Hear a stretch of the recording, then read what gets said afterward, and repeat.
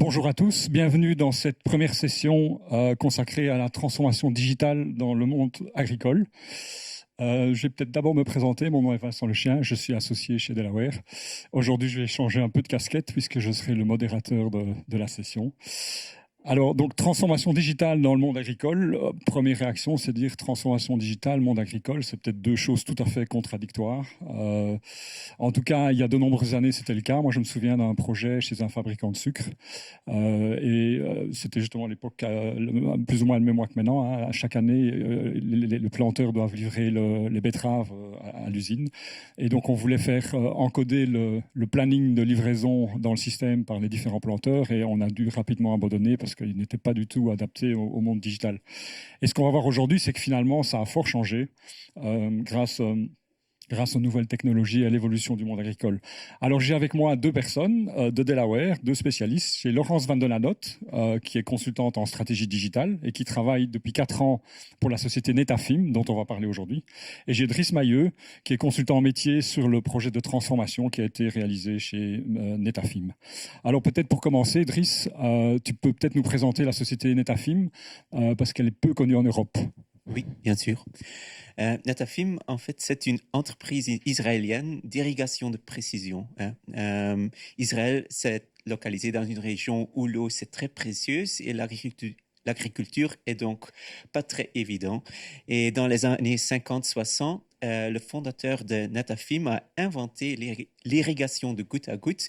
Et avec son esprit innovateur et entrepreneurial, il a développé ce produit et Netafim est au présent le leader du marché dans l'irrigation de précision et est vu comme une entreprise très innovatrice.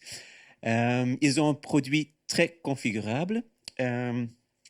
Donc, ça veut dire que ça peut être utilisé pour chaque type de terrain. Donc, aujourd'hui, ils sont présents dans plus de 25 pays et ils ont des installateurs là-bas, des distributeurs. Et donc, ça veut dire qu'en fait, pour vendre leurs produits, ils ont une organisation très décentralisée. Donc, comme on l'a vu, on est dans le secteur agricole et donc on va parler d'un projet de digitalisation. Alors, peut-être Laurence, pour commencer, comment ça s'est passé? D'où vient l'idée finalement de renforcer la digitalisation dans le monde agricole chez Netafim? Oui, donc en effet, quand j'ai commencé à travailler avec Netafim il y a à peu près 4 ans, on s'est rendu compte que leur défi le plus important, c'était qu'ils avaient très peu d'informations, de données par rapport à ces utilisateurs finaux qui sont en effet les agriculteurs. Donc, ils connaissaient très peu leurs besoins ni leurs challenges au quotidien. Alors que ce concept d'irrigation de précision est en fait un concept qui est aujourd'hui encore très peu répandu dans le monde de l'agriculture. Donc, c'était vraiment très important pour Netafim de vraiment bien comprendre quels étaient les besoins pour mieux pouvoir éduquer les agriculteurs par rapport à ce concept. Donc, il était vraiment très important d'avoir un accès direct à ces utilisateurs finaux. Donc, à ce moment-là, on a commencé à récolter des données, des informations, et on s'est rendu compte à ce moment-là, en effet, que le digital devenait de plus en plus important. Je pense qu'il y a 2 exemples qui peuvent illustrer cela. Un premier était le fait qu'on s'est réalisé que l'accès à l'Internet était important, mais surtout à partir d'un appareil mobile, parce que l'agriculteur, il a besoin d'informations, de données au moment où il est au travail, c'est-à-dire quand il est vraiment dans les champs. Un deuxième point, c'est que on a aussi vu un nouveau groupe cible se développer à côté de l'agriculteur plus traditionnel, c'est l'agriculteur investisseur. Et quand on dit investisseur, on pense tout de suite à un élément d'efficacité. Et quand on parle d'efficacité, automatiquement, on va parler de digitalisation. C'est à ce moment-là qu'on a décidé de développer tout d'abord une stratégie digitale qui se focalisait sur le développement d'un nouveau site web et de campagnes de marketing digital, parce que c'était vraiment le moyen le plus efficace d'accéder à ce groupe cible, aux agriculteurs. Et le focus était là vraiment sur la sensibilisation par rapport au concept d'irrigation de précision et des produits de Netafim. On peut dire un site web, c'est pas très important, mais pour eux, c'était crucial parce que c'était vraiment la première fois qu'ils avaient un accès direct, un moyen d'interagir avec les agriculteurs. Merci Laurence. Mais donc clairement la cible c'était les agriculteurs, mais dans un projet aussi vaste, aussi international, on se rend compte que finalement il y a aussi pas mal d'impact en interne. Est-ce que ces aspects-là ont aussi été pris en compte, Driss? Oui, bien sûr. Donc il y a 4 ans, le projet de Delaware chez Netafim était limité au contenu et aux outils pour le site web. Donc, à ce moment-là, chaque de ces 25 pays avait son propre site web à soi et nous avons installé une seule plateforme pour le site web. Mais donc, ça voulait dire que ces 25 pays doivent collaborer avec le marketing au niveau corporate pour gérer ce contenu de site web. Donc, nous avons aussi assisté à mettre en place une gouvernance pour le contenu du site web. Donc aussi, ces processus en interne ont été améliorés et ont été touchés. Mais aussi, pendant ces 4 ans, Netafim a continué sa croissance et ils ont continué à développer beaucoup d'initiatives liées au digital. Donc, pour les agriculteurs, il y a les pages d'infos pour des différents types de récoltes. Il y a des calculateurs pour des flux d'irrigation. Il y a d'autres calculateurs. Il y a des pages de support. Mais rien de ces initiatives, en fait, était lié. Donc, ça voulait dire que les agriculteurs, ils avaient de différentes logins et l'expérience digitale n'était pas fluide. Et donc, l'adoption était assez bas en interne aussi, mais aussi pour les agriculteurs de ces outils. Donc, l'année passée, Netafim a commencé un travail de fond. Ils ont analysé le parcours client sont en train d'analyser le parcours client de début à la fin pour avoir une expérience fluide de début à la fin, pas seulement pour l'agriculteur, mais aussi pour le distributeur et même pour l'employé. Voilà. Est-ce que tu as peut-être un exemple de ça? Oui, bien sûr. Donc, par exemple, le distributeur, il vend le produit à l'agriculteur, mais il ne sait pas souvent quand sera la date de livraison, donc quel est le délai pour livrer les produits et pour faire l'installation. Donc, déjà là, le distributeur et l'agriculteur n'ont pas de transparence de Netafim et ont des attentes qui sont parfois pas réalistes. Donc maintenant, Netafim a identifié ce point et peut prendre des actions pour améliorer l'expérience. Et le point de tout cela, c'est vraiment d'améliorer la fidélisation des utilisateurs et des clients de Netafim. Finalement, ce projet, on voit être aussi assez vaste, aussi au niveau international, avec plus de 25 pays. Donc, Laurence, comment vous avez fait pour que ça reste concret et que ça ne devienne pas juste des promesses en fait qui n'aboutissent à rien?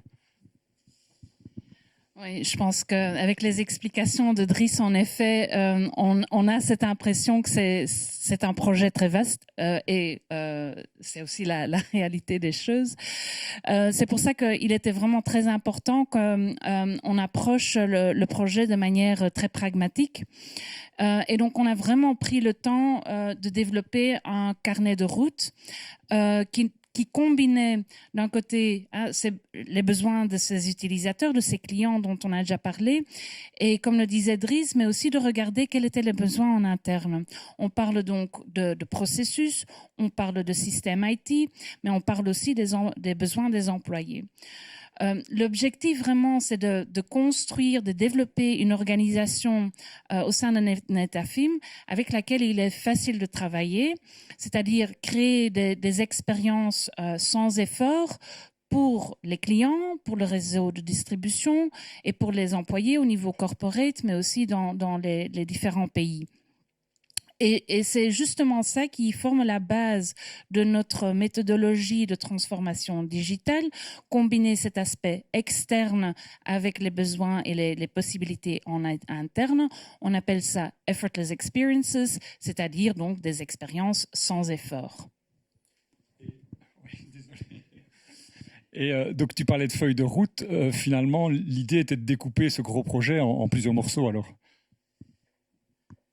Oui, je pense que le fait de découper le carnet de route, en effet, en différentes étapes, fait que ce projet est aussi réaliste dans son implémentation.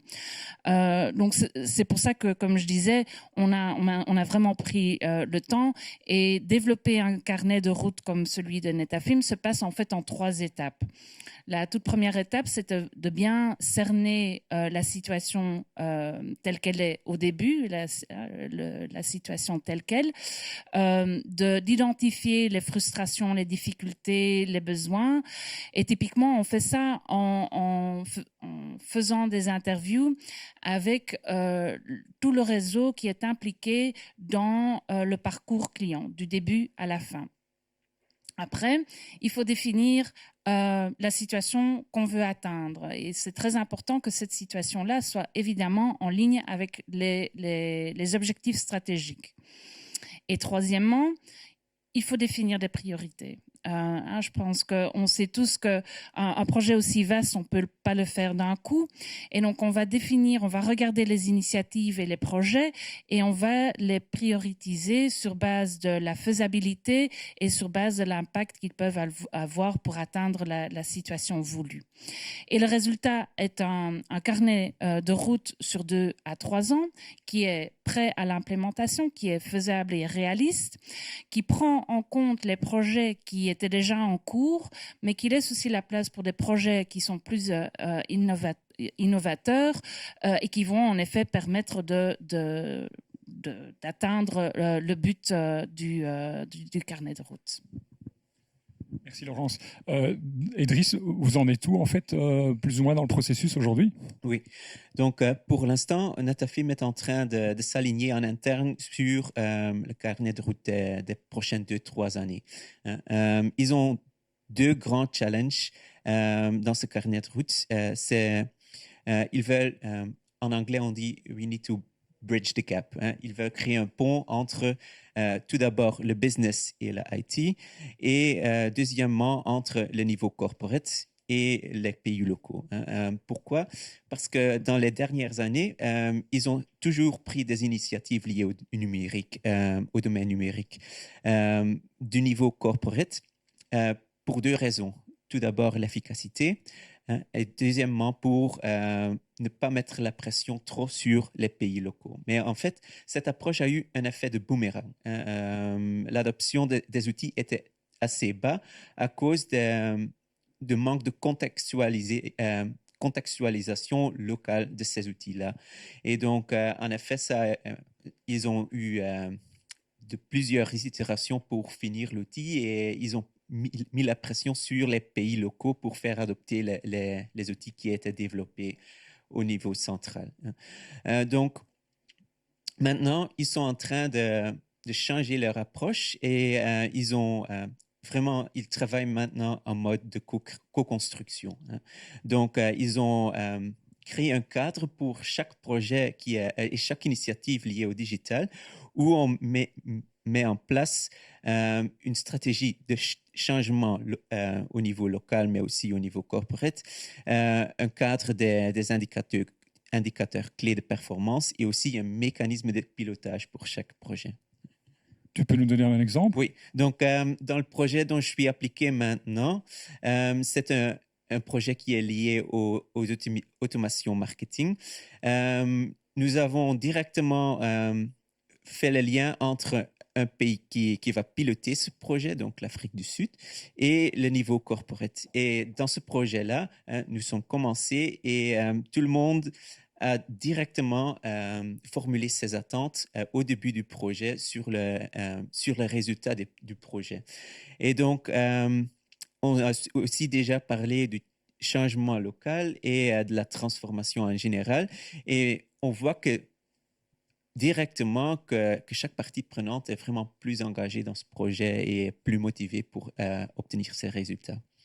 Merci Driss, je crois on a déjà une bonne idée du projet. Peut-être une question pour toi, Laurence, c'est qui peut bénéficier finalement d'un exercice de ce genre-là? Je pense que la transformation digitale aujourd'hui, elle est pertinente pour tout type de société, qu'elle soit n'importe la taille, qu'elle soit active à l'international ou juste à un niveau local. L'approche que nous utilisons s'adapte de toute façon aux besoins de l'organisation et au contexte de l'organisation. Maintenant, on a fait ce type d'exercice dans un contexte B2C autant que dans un contexte B2B.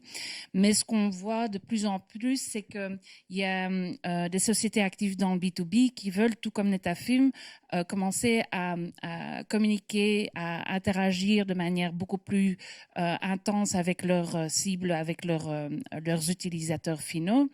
Et donc là, on parle aussi d'un changement de modèle business où on passe du B2B à du B2B2C. Et donc là aussi, on peut aider.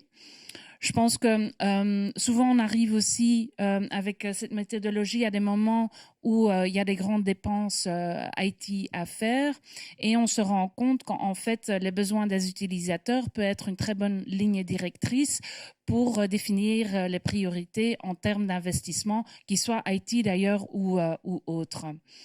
Mais je crois finalement, c'est que il y a à chaque moment, dans chaque cas, dans chaque projet, il y a une envie, une volonté vraiment réelle de mieux comprendre ses clients, de mieux comprendre les utilisateurs des produits et d'avoir ou d'utiliser cette expérience client comme en fait un avantage concurrentiel ou encore de l'utiliser pour trouver de nouveaux moyens pour fidéliser ses clients de manière durable et de vraiment construire une loyauté au long terme.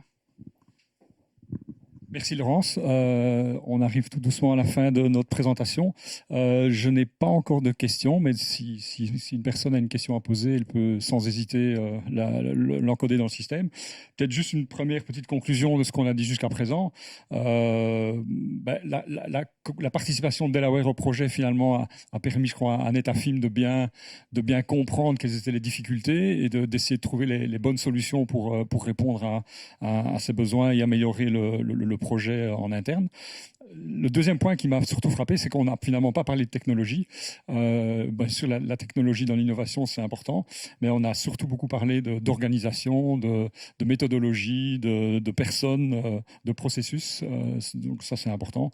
Et puis, grâce au roadmap, finalement, Netafim maintenant a une trajectoire, une roadmap qui est claire pour le futur et voit exactement comment aborder le sujet dans le futur de manière concrète. Peut-être une question, comment vous voyez le futur du projet ou je ne sais pas qui veut répondre. Je pense que en ce moment, comme l'expliquait Driss, donc on est en effet en train d'aider Netafim à développer ce cadre qui va leur permettre de soutenir le changement et ce processus de transformation qui a quand même un gros impact au sein de la société. Donc on est en train de définir ce cadre qui va fonctionner à niveau corporate, mais aussi à niveau local. Donc ça, c'est un point très important. Et en plus de ça, on est aussi en train de développer des initiatives au niveau data. Comme l'expliquait Driss, les data sont très cloisonnés pour l'instant au sein de l'organisation. Et donc, on met en place, donc là, on parle bien outils et technologies, mais donc on est en train de mettre en place des outils qui vont permettre de connecter les utilisateurs à travers les différents canaux et les différentes applications qu'ils ont développées. Et donc, c'est aussi simple qu'avoir un système d'authentification qui est le même sur tous les canaux et dans toutes les applications mobiles et digitales.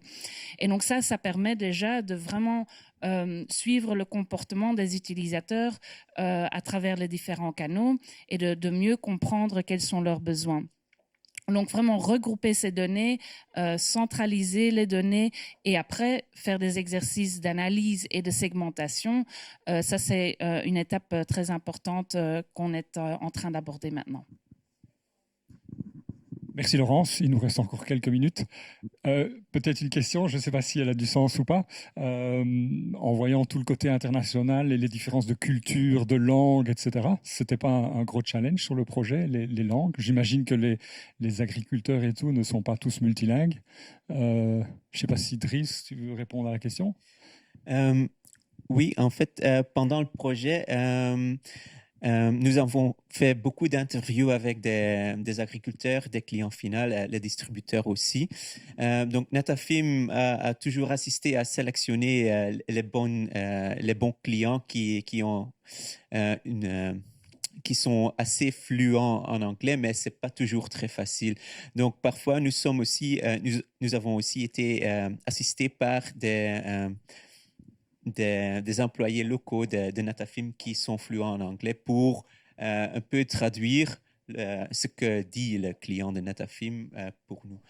Mais donc, Netafim, c'est une entreprise internationale et vous voyez sur le niveau des langues que chacun parle l'anglais, chacun qui est appliqué dans le projet, évidemment. D'accord. Merci Laurence, merci Driss, et rendez-vous pour la deuxième session dans 5-10 minutes.